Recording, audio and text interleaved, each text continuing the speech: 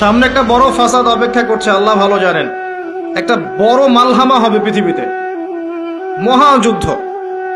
এই যুদ্ধে পৃথিবীর অনেক মানুষ মারা যাবে, এমনটা হাদিসের মধ্যে এসেছে। কে জানে, আল্লাহ ভালো জানেন এটা কবে হবে, কত সালে, কিভাবে হবে। এমন হতেও পারে এটাই সেই পারমাণবিক যুদ্ধের সূচনা, আল্লাহু আলাম। কারণ তারা শুরু করেছিল চাইনকে কেন্দ্র করে, সেখানে পারে নাই। কেন্দ্র করে চেষ্টা করেছে একটা মহাযুদ্ধ লাগানোর, পারে নাই।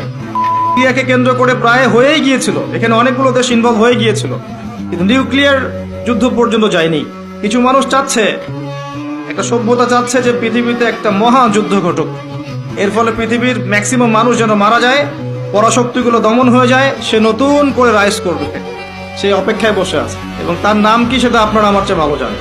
প্রথম বিশ্বযুদ্ধের পরে একটা কান্ট্রি বিশ্বের রুলিং স্টেট হয়েছে, দ্বিতীয় বিশ্বযুদ্ধের পর আরেকটা কান্ট্রি বিশ্বের রুলিং স্টেট হয়েছে।